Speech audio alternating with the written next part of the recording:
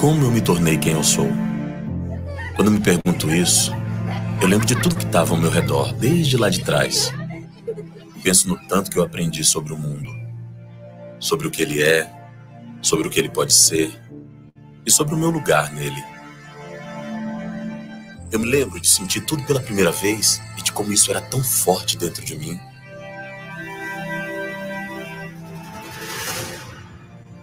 Do medo e do coração acelerado de ser deixado na escola e da surpresa em descobrir que eu não estaria sozinho. De entender o significado de felicidade no meio de um banho de chuva ou da tristeza de ninguém ter ido ao meu aniversário e da raiva de perceber que as coisas nem sempre seriam como eu quisesse que fossem.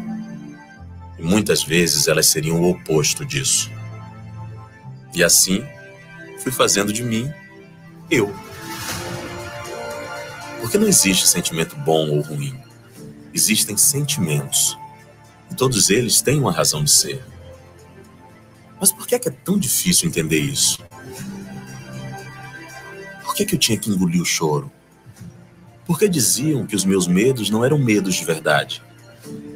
Porque muitas vezes em que eu estava triste, a primeira coisa que um adulto me falava era: ah, que besteira, deixa disso. Por que eu tive que me perder tanto até me encontrar? Sabe o que eu queria? Eu queria ter tido um espaço onde eu pudesse falar seguro sobre o que eu sentia. Um espaço com menos julgamento e onde as minhas fragilidades fossem legítimas. Sabe o que eu queria mesmo? Que alguém tivesse me dito que não tinha problema nenhum em sentir tudo. Tudo aquilo que eu senti. Porque eu aprendi que nem sempre vai estar tudo bem. E posso falar? Tudo bem também. Afinal, eu só sou porque eu sinto.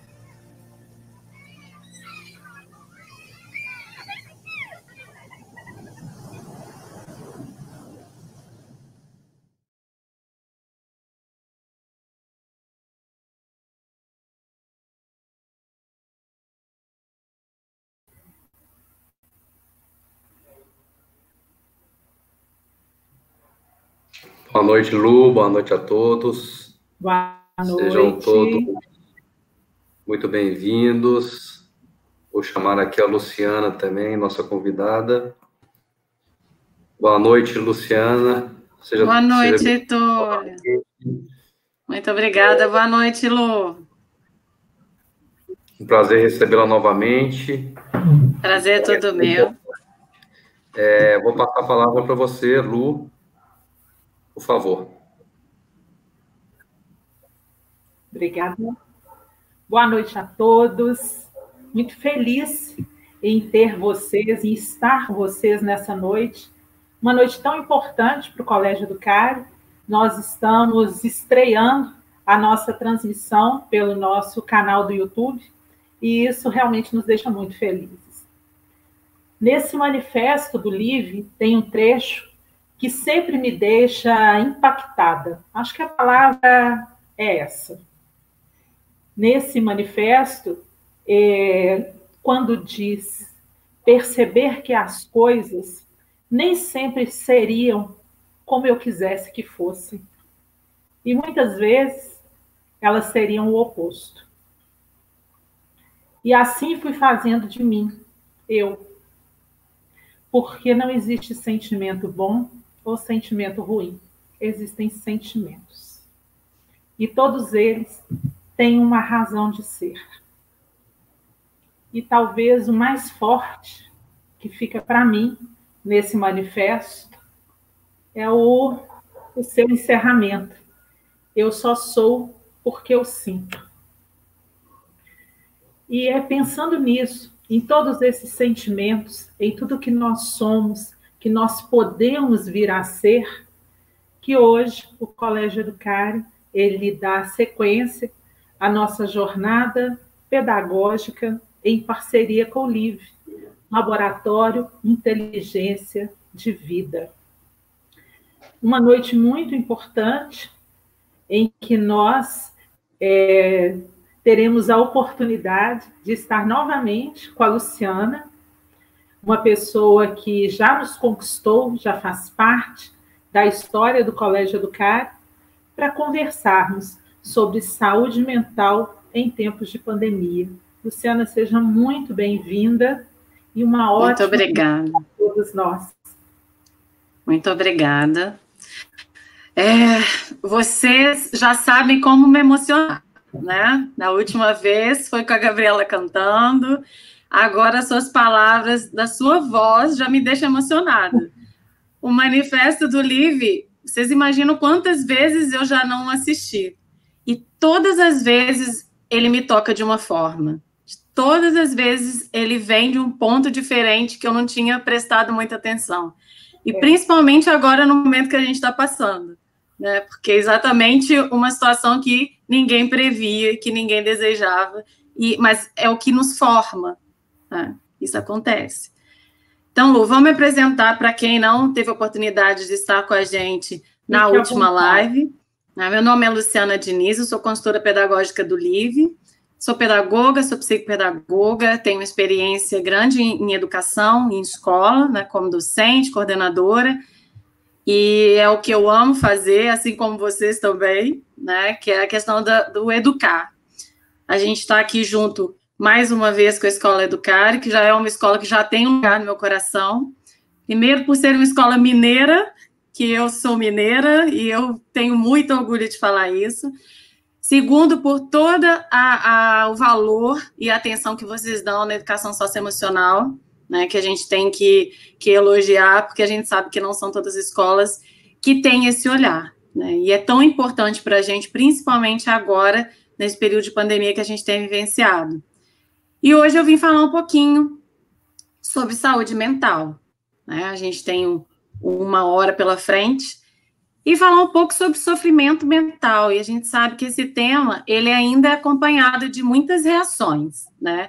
Normalmente é tratado como delicado, como proibido, ou ele é estigmatizado, né? Falando muitas vezes a gente percebe que falta informação, né? Faltam reflexões a respeito daquilo, desse tema.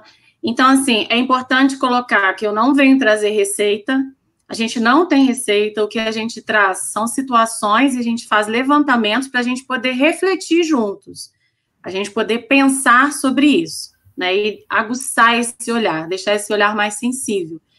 Então, a gente tem que pensar em abrir esse espaço, né, a gente tem um chat que a gente pode conversar, não sei se o chat está aberto, mas se não tiver também eu posso deixar um contato, está aberto, eu posso deixar um contato também no final, para quem tiver dúvida e quiser mandar alguma pergunta, podem ficar à vontade. Então, o que a gente tem que pensar, né? Estar atentos aos sofrimentos das crianças e dos jovens não é um papel exclusivo de especialistas. Todos nós podemos e devemos estar atentos ao comportamento e sentimentos das crianças. Porém, cabe só ao especialista a definição de um diagnóstico, né? Os números de sofrimento mental, eles vêm aumentando no mundo inteiro.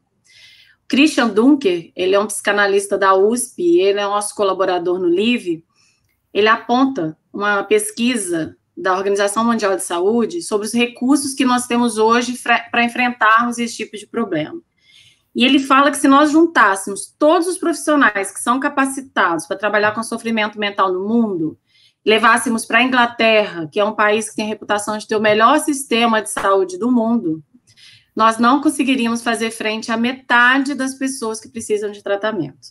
A gente ainda ia precisar de incluir pessoas nessa tarefa. Mas para a gente poder pensar bem do início, né, a gente tem vários conceitos de saúde mental, mas eu trouxe um da Organização Mundial de Saúde para a gente poder pensar. Que saúde mental, ele é um estado de bem-estar na qual o indivíduo realiza suas próprias habilidades, pode lidar com as tensões normais da vida, pode trabalhar de uma forma produtiva e é capaz de fazer contribuições à sua comunidade. E aí, a gente pensando sobre esse conceito, a gente percebe que ele é um pouco romantizado. Por quê? Porque nem sempre nós sentimos bem-estar. E isso não caracteriza uma falta, né, uma questão de doença mental, por exemplo. Às vezes, a vida nos coloca frente a situações difíceis e nós reagimos com tristeza, com desânimo, com medo. Por exemplo, agora, né? São sentimentos que muitas pessoas têm vivenciado e têm experimentado. Então, a saúde mental, ela não implica em constante bem-estar, mas em plasticidade no uso dos recursos emocionais. Ou seja, não é apenas ter uma única forma rígida de responder emocionalmente os desafios da vida. Saúde é movimento, né? Freud fala que a capacidade do homem de amar e de trabalhar, quando realizada sem que uma exclua a outra, é um bom indicador de saúde mental. Então, seria quando a gente consegue fazer essas duas coisas. E o contrário do mal-estar não é o bem-estar, mas o estar. Conseguir manter-se em situações sem fugir, sem acionar essa fuga, sem negar essas situações, ou exagerar um determinado estado de coisas, né? Poder estar com si mesmo e com os outros, nessa capacidade coletiva e individual para pensar, nos emocionarmos, interagirmos uns com os outros e aí sim produzir. Uma das questões que a gente ouve muito falar, né, é a questão da depressão, que a depressão é o mal do século. E aí, a gente pensando na depressão, né, a gente sabe que ela é um transtorno mental, caracterizado por tristeza, mas é uma tristeza persistente. Não é ficar triste diante de um fato ou uma situação que possa acontecer com a gente, mas manter, né, esse tempo vai ser um pouco mais prolongado. E pela perda de interesse em atividades que normalmente são prazerosas para todas as pessoas, acompanhadas da incapacidade de realizar atividades diárias, e isso tem que ser mais ou menos durante um tempo, né, para a gente perceber se isso realmente mantém. Então, a gente dá pelo menos uma margem de umas 2 semanas.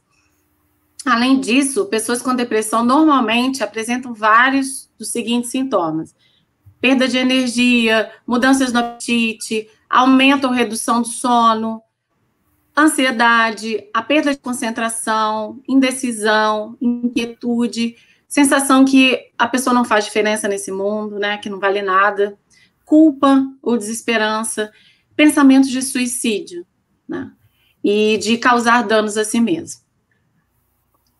Pode estar associada a algum desses fatores ou muitos desses, né? Ela pode afetar qualquer pessoa, mas a gente sabe que também pode não aparecer essas características, que é o que se fala que hoje a depressão ela não tem mais cara. Antigamente, quando a gente pensava em depressão, a gente imaginava um estereótipo de uma pessoa deprimida, né? Às vezes uma pessoa que está usando só cores escuras, que se afasta da sociedade, ou que ficava muito tempo no quarto, ou que ouvia determinados tipos de música. E hoje a gente sabe que nem sempre condiz com isso. Pode ser que sim e pode ser que não. A gente fala, depressão não tem mais cara. As pessoas às vezes estão sorrindo, às vezes elas estão interagindo, às vezes elas estão postando fotos nas redes sociais, mas elas estão deprimidas e elas estão sofrendo. Então ficou muito mais difícil da gente poder perceber. E ela é um transtorno tratável, né, por meio de psicoterapia, medicamentos antidepressivos ou uma combinação dos dois. E pensando em saúde mental com foco no Brasil, a gente sabe que a gente tem um aumento de casos de pessoas com sofrimento mental no Brasil e vem crescendo consideravelmente, sobretudo dentro do recorte de crianças e adolescentes. E aí a gente pensa quanto, né? Mas quanto isso tem aumentado? Essa pesquisa, uma pesquisa que ela foi até divulgada na revista Nova Escola, ela fala que 15% dos adolescentes brasileiros enfrentam algum problema relacionado à saúde mental. Então, é um número muito alto, né? São 15%. 6,2% é transtorno de ansiedade. 1,8% a 5% é transtorno de déficit de atenção e hiperatividade. E 1% é depressão.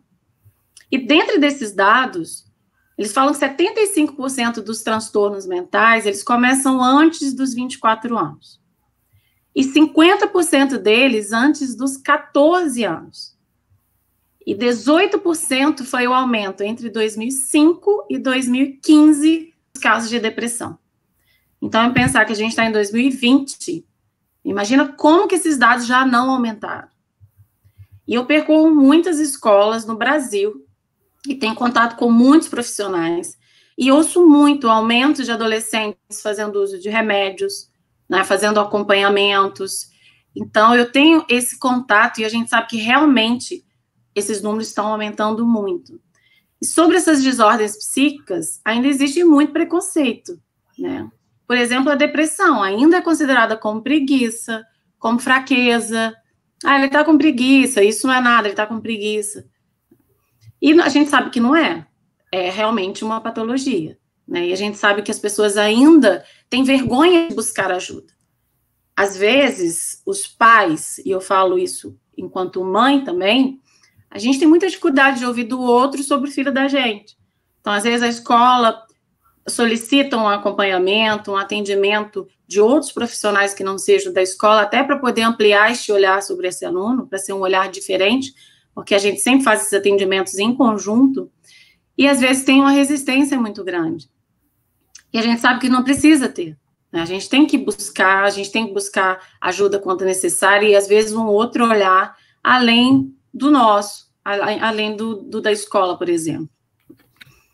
E aí, outra coisa para a gente poder pensar, que a infância também é um período que ainda é muito idealizado por muitos adultos, né?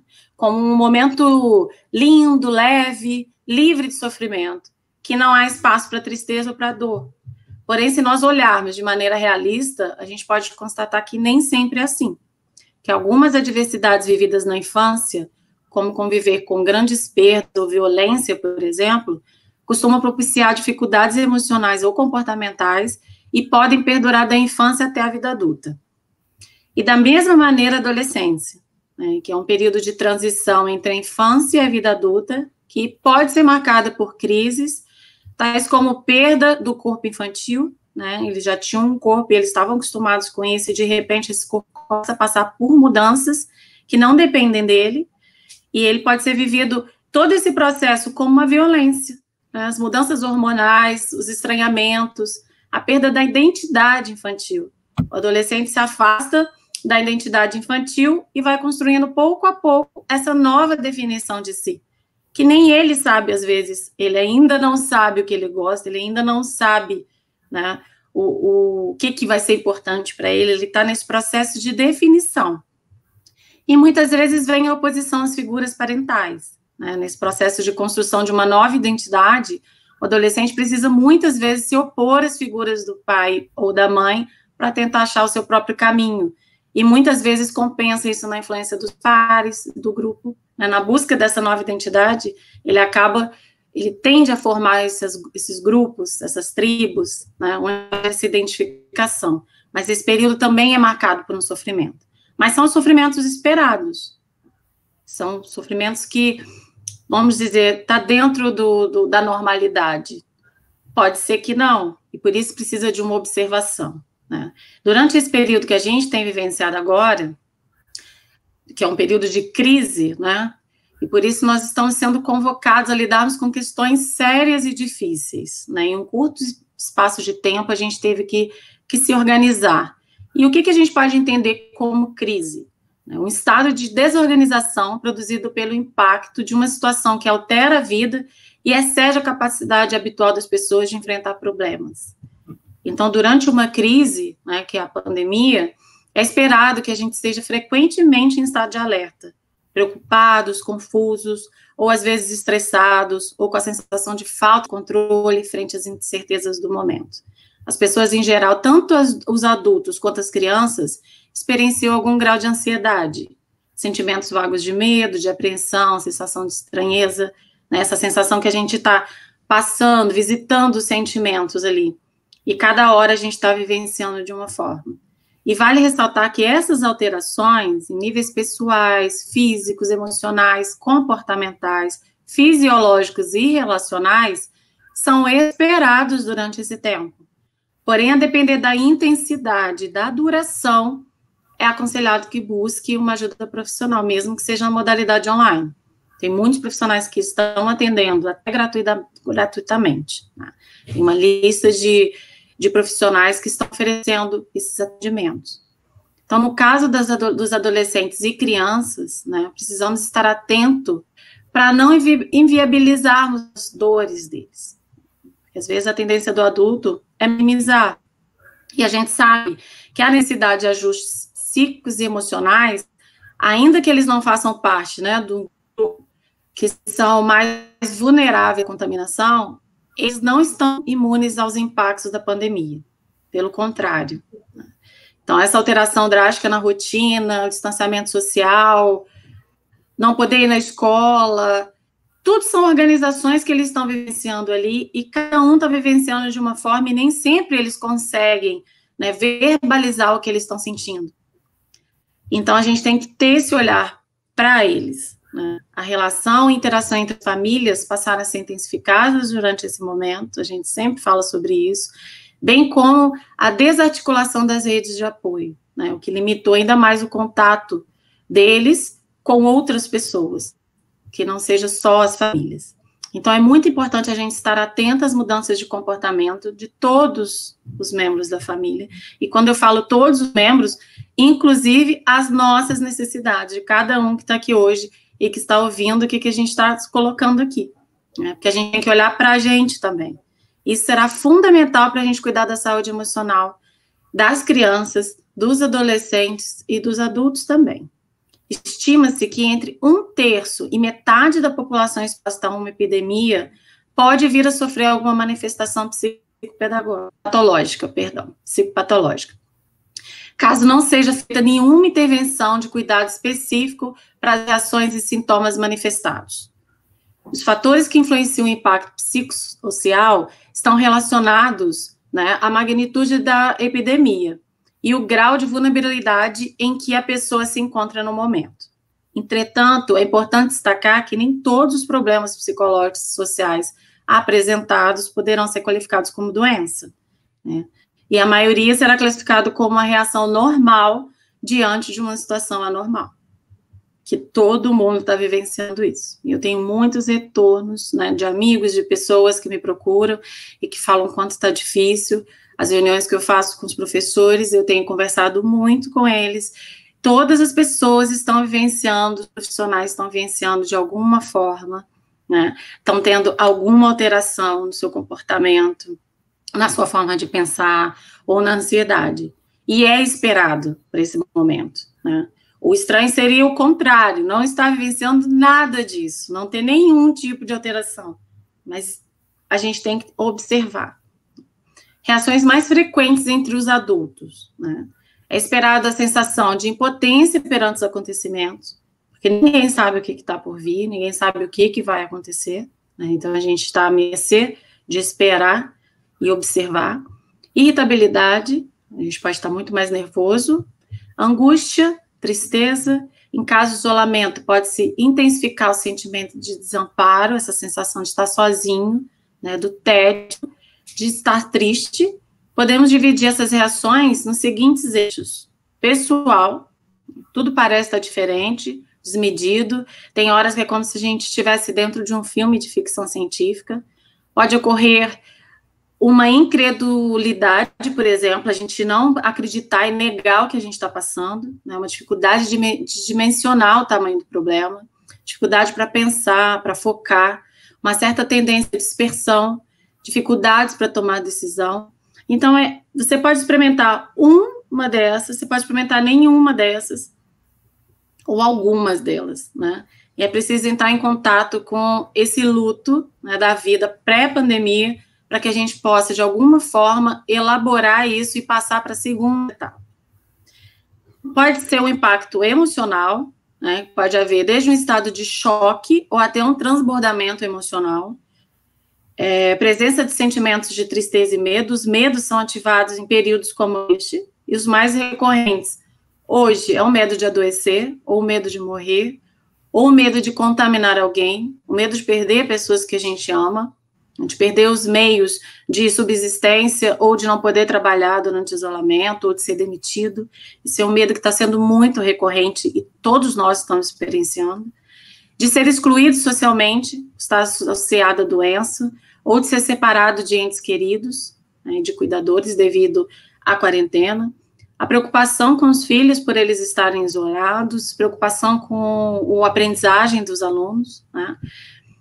A labilidade emocional, a negação ou não acreditar no que a gente está passando. Existem pessoas que não querem acreditar. Pode falar, Lu.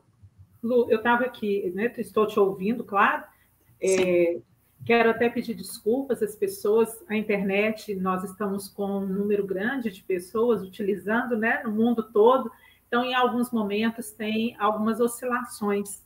Então, Sim. isso é muito normal de acontecer. Estava pensando que isso tudo que você está nos dizendo, nós poderíamos entender como sinais. Sim. Podemos estar atentos a eles, pensando Exatamente. Nos adolescentes, nas pessoas que convivem conosco. Exatamente, Lu. Aqui eu estou falando mais para o adulto. Uhum. Então, para os adultos observarem o que eles estão sentindo.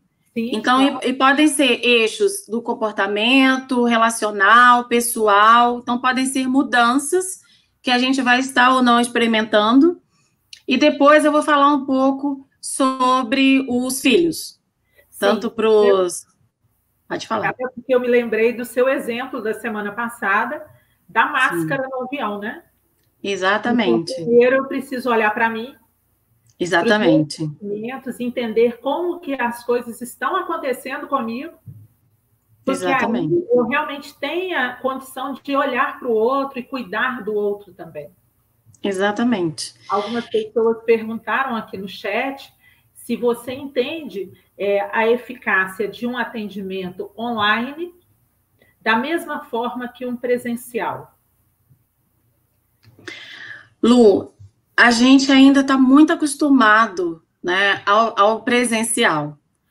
A gente está tão acostumado com isso que hoje, para a gente se adaptar a outras formas, a gente pode, por mais que seja bom, eu acho que a gente fica com aquela sensação que está faltando algo. Ah, talvez fosse diferente. E talvez possa nem ser diferente, mas eu acho que a gente não consegue avaliar isso agora. Eu acho que o bom profissional vai continuar fazendo um bom atendimento, seja presencial ou seja online. E aí é uma questão de cada um de nós nos adaptarmos a isso, né? Eu me lembro quando a gente não tinha internet, a gente só tinha o jornal papel, né? Aquele, principalmente no domingo, que chegava em casa. Quando a gente começou a ler na internet, né? Aí a gente começou a ter essas discussões. O que vale, o que não vale, cansa a vista, eu não me acostumo.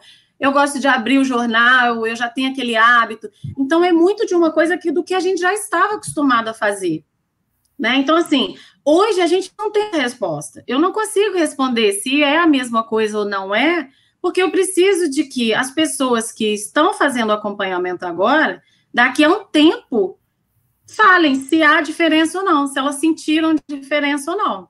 E né? Isso tem muito a ver com o movimento de cada um.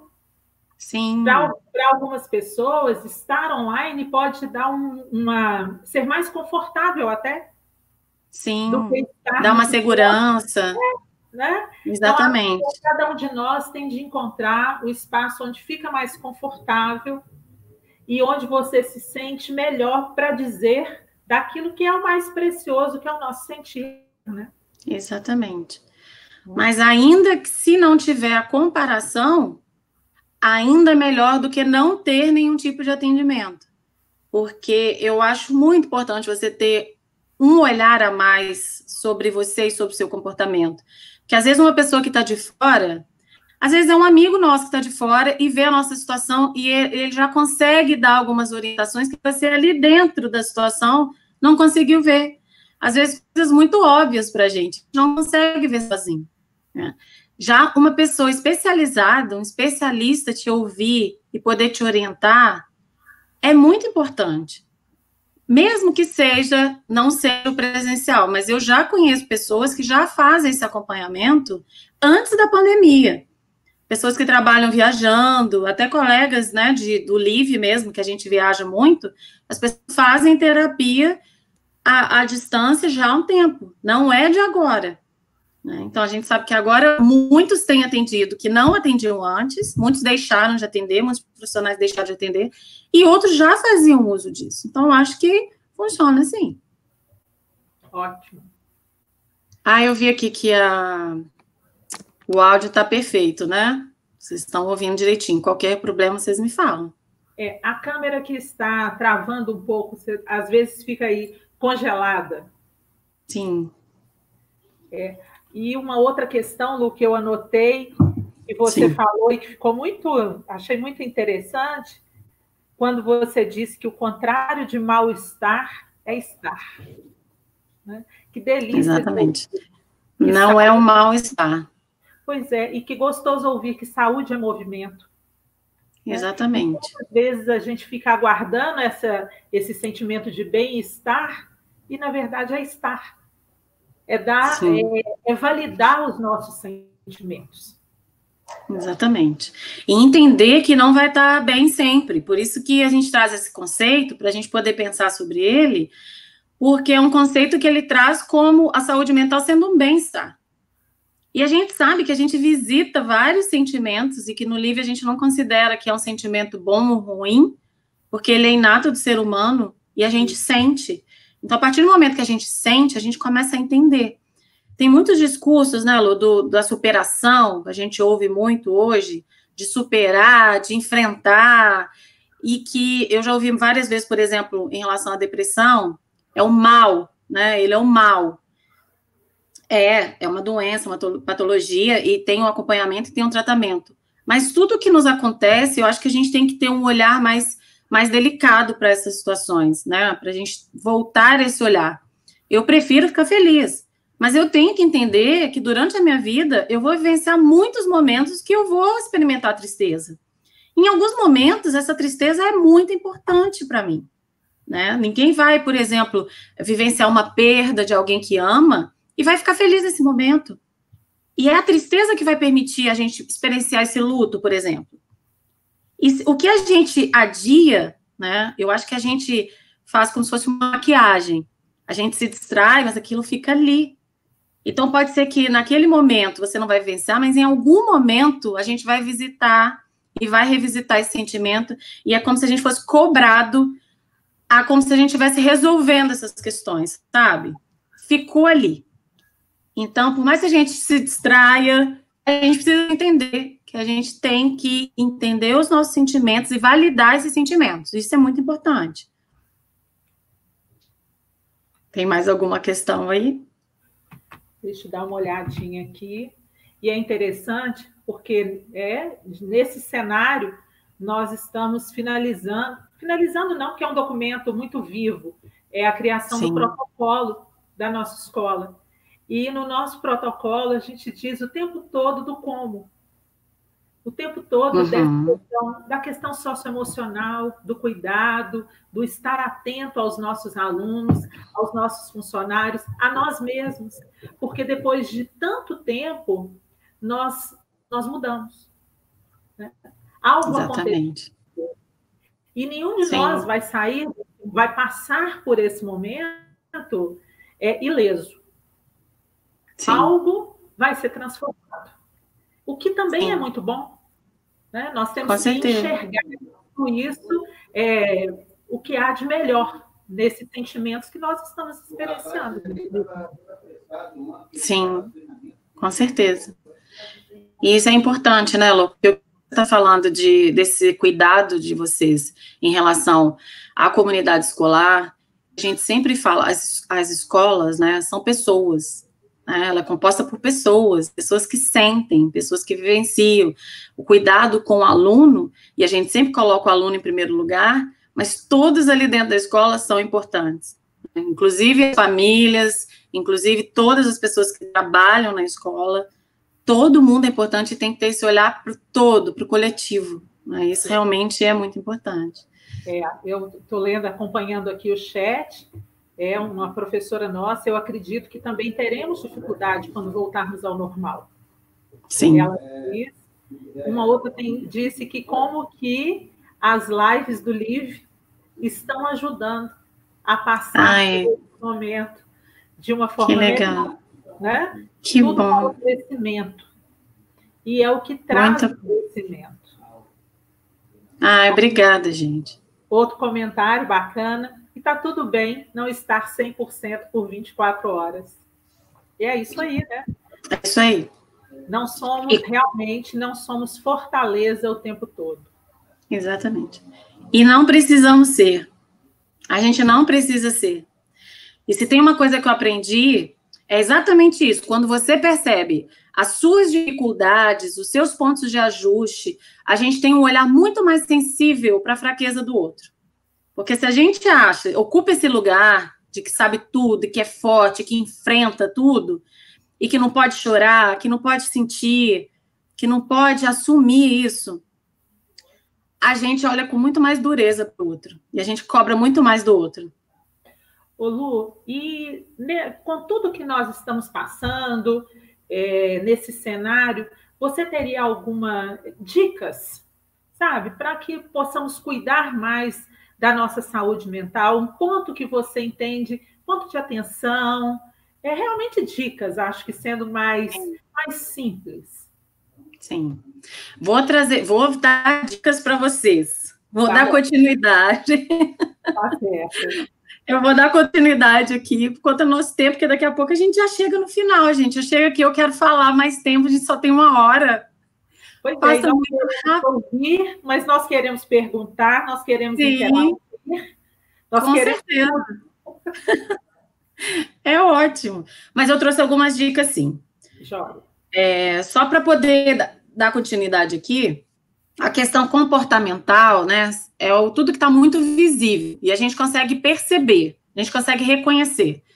A agressividade, o consumo de substâncias, a gente sabe que tem pessoas agora que estão consumindo muito mais a questão de alimento, por exemplo, de açúcar, né, as pessoas estão comendo mais chocolate, estão fazendo bolos, estão consumindo muito mais, ou o contrário, né, ou estão com menos apetite.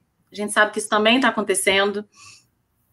E aí, ou está aumentando a questão de consumo, né, de álcool, de cigarros. Então, a gente tem que ter essa observação também, né, e pensar em adaptar essa rotina para a gente não exagerar também nessas questões. A questão relacional, né, pode também sofrer alteração, e alteração nas nossas relações. Em casa, com os filhos, com o marido, com a esposa, entre os irmãos, todas essas relações, elas podem sofrer algum tipo de alteração, e a gente tem que ter muita atenção, né, em relação a isso. Na questão do comportamento também fisiológico, a gente tem muitas pessoas sentindo dores no corpo, né, enxaquecas, vômitos, falta de ar, às vezes até sintomas muito parecidos com a COVID. Tem pessoas indo fazer teste de COVID sem necessidade, porque simplesmente é o psicológico delas, né, ou é um cansaço, ou é uma exaustão aparente sem motivo, não tem vontade de se levantar. A gente também tem vivenciado muito isso.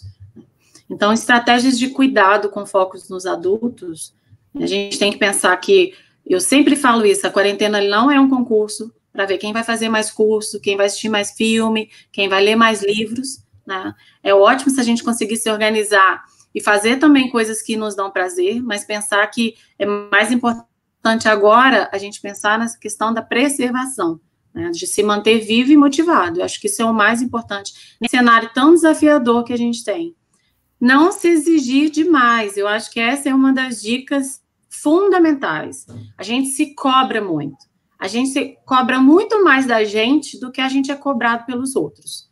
Às vezes, nós que queremos atingir a perfeição, a gente que quer fazer 100%, sempre. E a gente tem que entender que a gente não precisa de ocupar esse lugar. Aliás, eu acho que ninguém ocupa esse lugar. Porque a gente nunca vai conseguir ser 100% em tudo, né? Nós temos pessoas com muitas habilidades, e a gente sabe que as habilidades socioemocionais, elas vão ser adquiridas, que é exatamente o que a gente trabalha com os alunos. A gente pode desenvolver, mas a gente não precisa ser bom em tudo o tempo inteiro, né? Então, é isso, se trata de respeito e amorosidade, né? E se perceber que se algum motivo você saiu do eixo, consigo ou com os outros, principalmente em relação aos filhos, né? Respira fundo, conecte-se de novo com as suas emoções e volte mais consciente. Eu acho que isso é muito importante, né? E aí, algumas práticas, Lu. Reconhecer e acolher seus sentimentos e emoções, que eu acho que é exatamente o que a gente está conversando aqui, né? Criar o hábito de sondar a si mesmo, que foi exatamente o exemplo que eu dei das máscaras no avião. Sempre fala, cuida de você primeiro, né? Então, você primeiro cuida de você, depois você olha para o outro. E isso é importantíssimo. Criar o hábito de se perguntar o que você está sentindo, o que está te incomodando. é determinada notícia que está te causando algum estranhamento, começar a pensar, o que é? Foi alguma mensagem que você recebeu? Exercite em dar respostas honestas, né? Ter esse contato profundo com o que você está sentindo. Pode ser a força necessária para a gente encontrar caminhos para lidar com essas situações e não anular o que a gente está sentindo. Olhar para os seus recursos e não apenas os seus déficits. Isso é outra questão. A gente sempre vê o que a gente precisa melhorar. A gente não observa o que a gente tem de bom. E a gente tem que olhar isso também. Isso faz parte do seu olhar com mais amorosidade. Retomar estratégias e ferramentas de cuidado, né, que você tem usado em alguns momentos e que te trouxeram a sensação de maior estabilidade emocional. Pensar o que você pode fazer por você. Investir em exercícios e ações que auxiliem na redução do nível de estresse agudo, né? Então, pode ser alguma meditação, alguma leitura. Faça algo que te dê prazer também, né? Que não seja só pelo outro. Gente, vocês vão ouvir meu marido conversando agora, porque a gente está no cowork aqui, entendeu? Também está fazendo uma reunião ao vivo e vocês podem ouvir aí a voz dele. Eu já peço desculpa porque isso acontece. Então, esteja atento às necessidades que são básicas, né? Então, acho que isso é importante. Outro dia, uma pessoa me perguntou assim, olha, o que eu faço com o cansaço físico? É muito cansaço físico, o que eu vou fazer? Lu, não tem resposta. Cansaço físico é descansar. Não é um cansaço mental, é diferente. Um cansaço físico, a gente tem que pensar, a hora que você está dormindo. Tem pessoas que dormem 6 horas e ficam muito bem. Tem pessoas que precisam dormir 8 horas, principalmente em relação aos filhos, precisam dormir uma carga horária maior. Então, a gente tem que pensar. Agora, o cansaço físico, a gente tem que organizar o tempo, né? E aí, a gestão de tempo. Eu não consigo fazer isso de outra forma. A gente tem que pensar o que realmente é importante, o que é prioridade para a gente poder se ajustar, né? Evitar o isolamento junto à sua rede socioafetiva, isso é importantíssimo, não se afastar das pessoas, por mais que a gente esteja nesse isolamento social, a gente tem que buscar as pessoas, buscar pessoas de confiança para a gente poder conversar, né?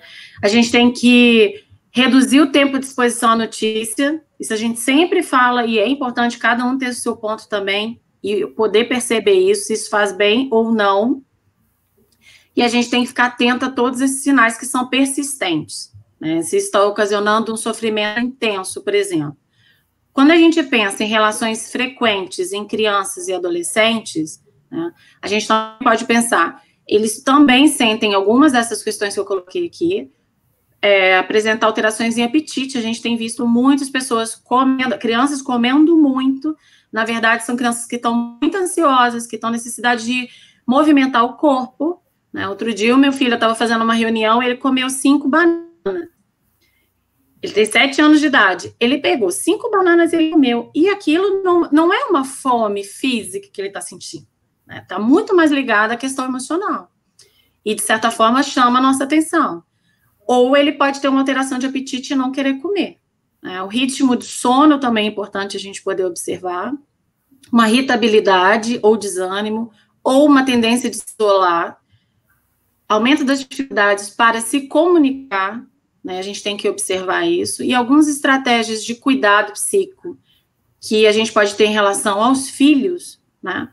Então, todos os pais, os cuidadores, têm que estar atentos à saúde física e mental, né? Focar nos hábitos alimentares, garantir que a quantidade de sono, né, seja suficiente, o ambiente tornar mais harmonioso e acolhedor possível, entendendo os limites e a privacidade de cada membro da família, né? A gente tem que pensar nessas novas organizações e o que a gente pode fazer, esses novos combinados para esse período que a gente está em casa é muito importante.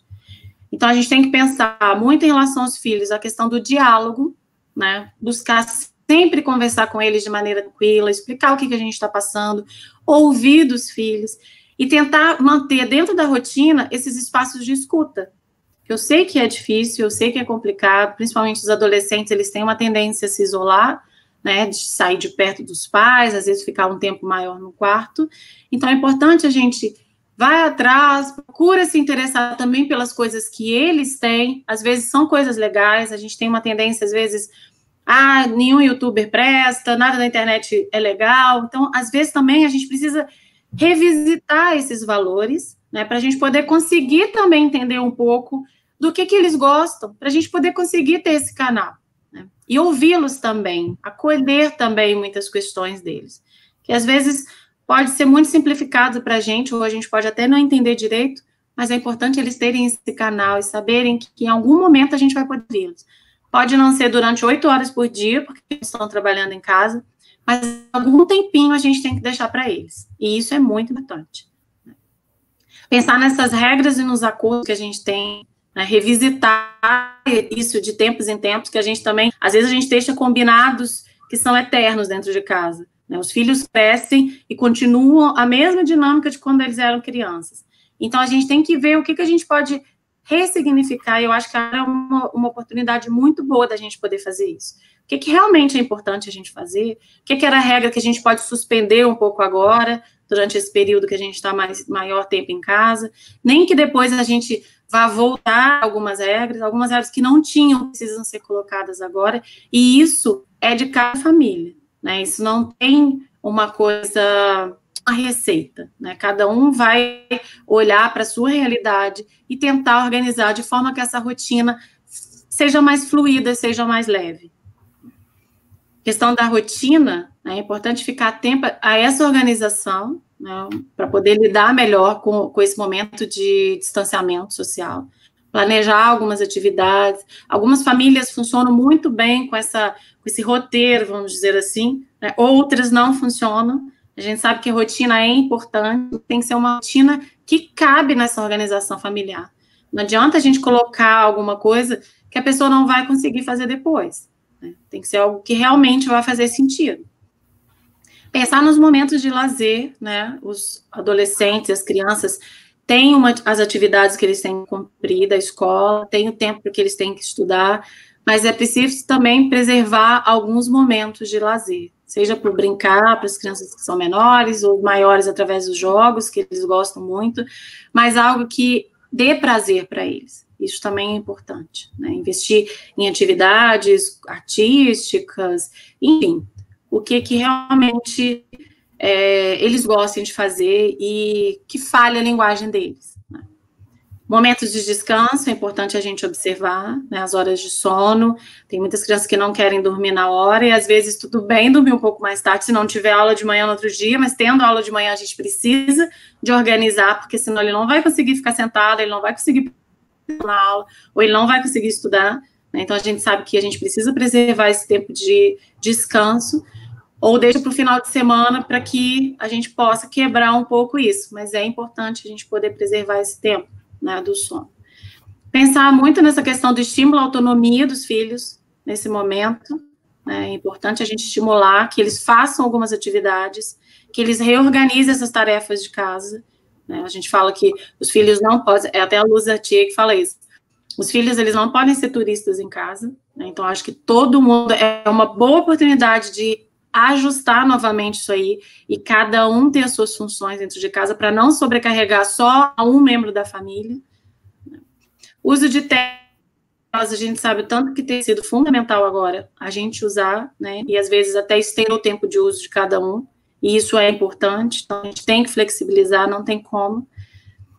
Em relação às redes sociais, é importante também a gente poder estimular, né, que eles continuem tendo as ligações com os amigos, sejam através de salas, né, que eles possam se ver. Tem muitas pessoas comemorando aniversário dessa forma, a gente mesmo comemorou o aniversário do meu filho dessa forma, cada um entrou ali, a gente estava se vendo, e fez muito sentido para ele.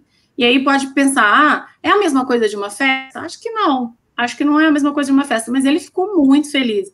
É uma coisa diferente, e às vezes as crianças e os jovens, né, enfrentam de uma forma muito melhor, muitas vezes, do que nós adultos, né? Muitas vezes a gente aprende muito com eles. E humanizar-se, né, é outra dica que eu trago, que é exatamente o que a gente tem falado aqui desde o início desse momento, desse encontro hoje, que é importante a gente lidar com as nossas fraquezas e com nossos medos também, que dessa forma a gente vai conseguir acolher as fraquezas e os medos das outras pessoas, né? Os adultos, nesse momento, eles são filtros dos filhos, né, dos crianças, dos adolescentes. A depender da maneira de como a gente vai lidar com essa situação, vai impactar o comportamento deles também. Então, a gente não vai ocupar esse lugar de super-herói, né, de que enfrenta tudo e que sabe tudo, a gente sabe que ninguém vai ficar nesse lugar, a gente também vai mostrar que a gente é humano, que a gente falha, né? E a gente também aprende com o erro, muitas vezes, e a gente recomeça, e aí a gente trabalha a perseverança, a persistência, né? Então a gente tem que humanizar essas relações. Quer perguntar alguma coisa, Lu? Não, eu estou aqui pensando no que você está dizendo. Esse acolher e esse cuidar, ele também é uma escolha, né, Lu? Sim. Porque o cuidado, ele é uma escolha. E sim, aqui nesse material do Liv, ele traz muito essa questão de que nós somos responsáveis por nossas escolhas. E toda escolha, cada uma delas, tem uma consequência. Mas sim, que também essa não escolha, ela é uma escolha. E quando exatamente você dessa disponibilidade para cuidar, para ouvir, para acolher o outro, quando pensamos nos filhos, nos amigos, na família, né, nas pessoas nos nossos companheiros de trabalho, a gente tem que fazer esse exercício.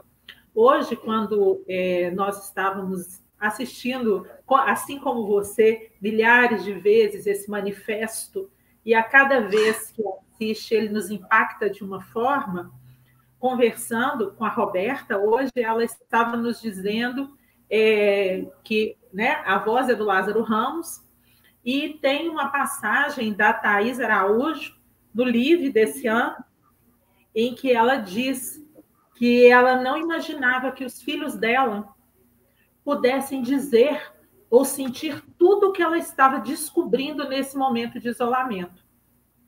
Aí alguém perguntou para ela, mas por que eles não eram... Você achou que eles não eram capazes? Ela falou, não. Eu não parava para ouvi-los.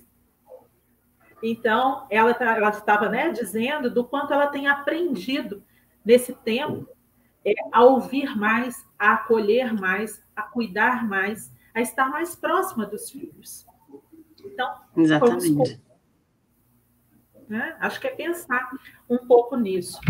Com relação às perguntas, nós temos muitos elogios, muitos comentários, as pessoas sempre muito felizes, né? Alguém dizendo que o manifesto é realmente impactante, desculpa. Sim. Os adultos estão frágeis com a pandemia. Minha filha adolescente está mais receptiva aos momentos em família, como jogos, caminhada e bate-papo. Foi um ponto positivo que a pandemia nos trouxe. Ai, que bom.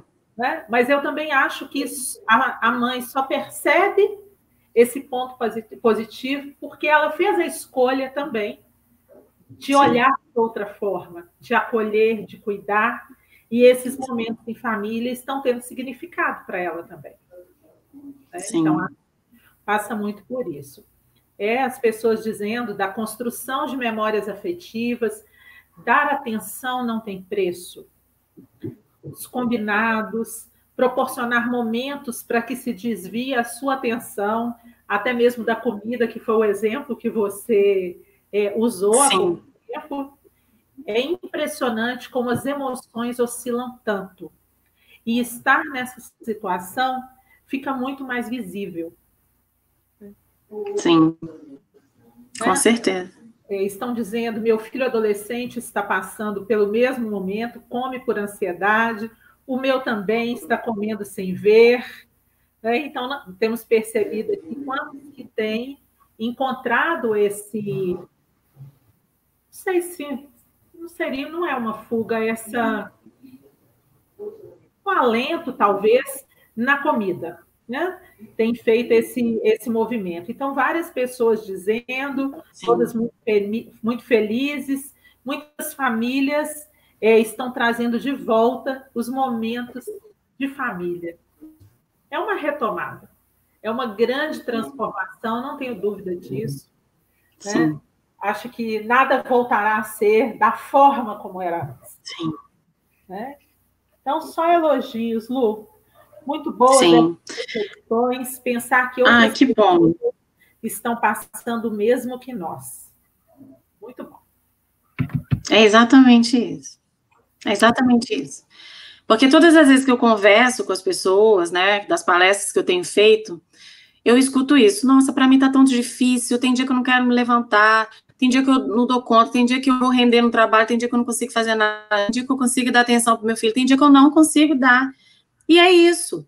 Porque a gente sempre se compara com quem tá bem melhor que a gente, né? Principalmente nas redes sociais. Você vê as pessoas fazendo 1000 coisas, postando 1000 aulas, 1000 atividades, e você fala, gente, eu não tô conseguindo fazer nada, eu não tô conseguindo trocar de roupa para poder trabalhar. Né? Às vezes, você tá de pijama o dia todo.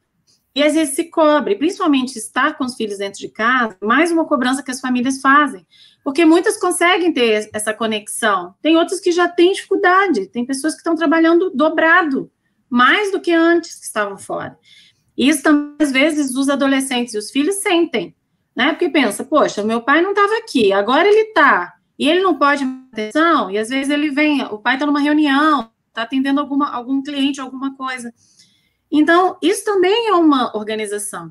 E é claro que é o que eu disse, a gente não vai estar 100%, a gente não vai ser 100% alguma coisa, a gente também não vai conseguir estar 100% para eles, mas é conversado, né? A gente precisa ter esse olhar cuidadoso de, olha, neste momento eu não posso, mas tal momento eu estou disponível. E isso pode ser um tempo até curto. Eu falo que tem uma autora que fala a Lisama Santos. Ela escreveu o livro Educação Não Violenta, e agora ela lançou até junto com a Thaís Araújo, que é Porque os Filhos Gritam. Não, porque os filhos gritam, não.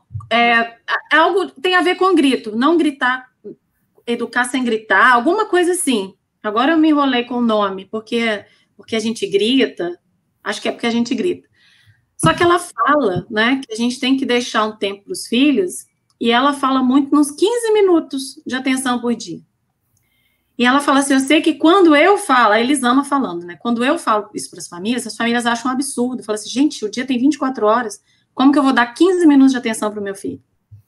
Mas, às vezes, nós sabemos que a gente não consegue esses 15 minutos em alguns momentos, em alguns dias, né, porque a gente tem outras coisas para fazer, tem toda uma rotina para a gente poder cumprir, mas é importante a gente ter esse olhar, né, eu vou ter um tempo para ele, ficar com eles, nem que seja final de semana. Eu realmente não consigo estar durante a semana, pode ser alguma profissão, não durante esse tempo de pandemia, mas que tenha uma ausência de casa, mas que seja no final de semana. Mas o que não pode é não ter. Né? O tempo pode até ser reduzido, eu acredito em tempo de qualidade. Eu acredito, sim.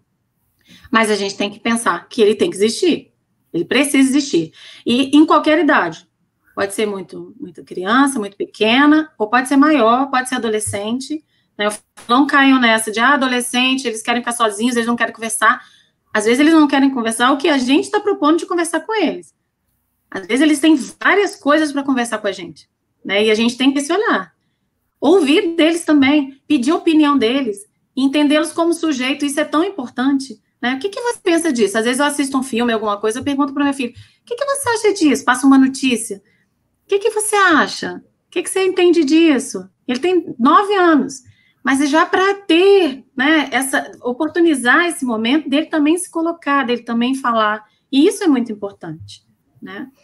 Então, Lu, a única coisa que eu queria para poder fechar, né, é orientar os pais que observem muito os filhos e as filhas, se observem também, alguma mudança que está para além do esperado, né, ter esse olhar, se realmente alguma coisa está sendo porque é esperado para esse momento mesmo que a gente está vivenciando, ou algo está saindo do esperado. Né? Ainda é muito prematuro a gente fazer alguma afirmação sobre a consequência a médio ou longo prazo do que essa pandemia pode vir a gerar na gente. A gente não tem, né, como medir isso agora, mas é importante a gente ter essa observação, tá? Respeitando o limite de cada um e, novamente, voltando na importância do autocuidado, que é fundamental. A gente se olhar, a gente tem que se cuidar. Cada um vai conseguir uma forma de fazer isso. E essa forma também é muito única, né? Cada um, o que é bom para um pode não ser bom para outro, o que funciona para um pode não funcionar para outro, mas a gente tem que ter esse olhar, né, para a gente mesmo. Então, era isso que eu tinha para falar hoje, Lu. Delícia. Agradeço novamente a oportunidade de estar aqui com vocês. Nós aqui temos que te agradecer. Temos que te agradecer sempre pela parceria, pelo envolvimento, pela cumplicidade conosco. É sempre muito bom te ouvir e te sentir. Ai, que bom. Eu te digo mesmo, Lô. E cada vez mais, acho que fica claro para todos nós que é tempo de pensar, mas é tempo de olhar. É tempo de cuidar e, mais do que nunca, é tempo de sentir. E é assim, juntos, que com certeza nós vamos mais longe. E não sozinhos.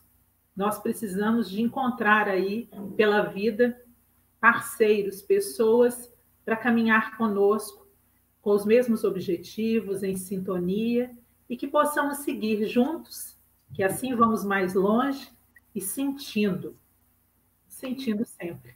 Né? Muito obrigada. Agradeço a todos pela participação, pelo envolvimento. É um orgulho ter todos vocês conosco essa noite. Colégio Educare, uma escola em constante movimento, mas uma escola em constante sentimento também. Tenho certeza disso. E sentimentos sempre nos aproximam. Uma ótima noite a todos. E na próxima quinta-feira, daremos continuidade à nossa jornada pedagógica em parceria com o LIVE, Laboratório Inteligência de Vida, e vamos divulgar em breve o tema da próxima semana. Não é isso, Lu? Isso. Vai ser surpresa? Surpresa. Essa semana nós não vamos divulgar hoje.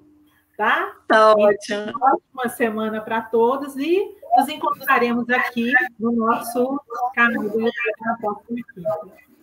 Uma ótima semana, muito obrigada. Boa noite. Obrigado, Lu. Boa noite. Obrigada, Lu. Tchau, gente. Tchau, obrigado. Obrigada a você.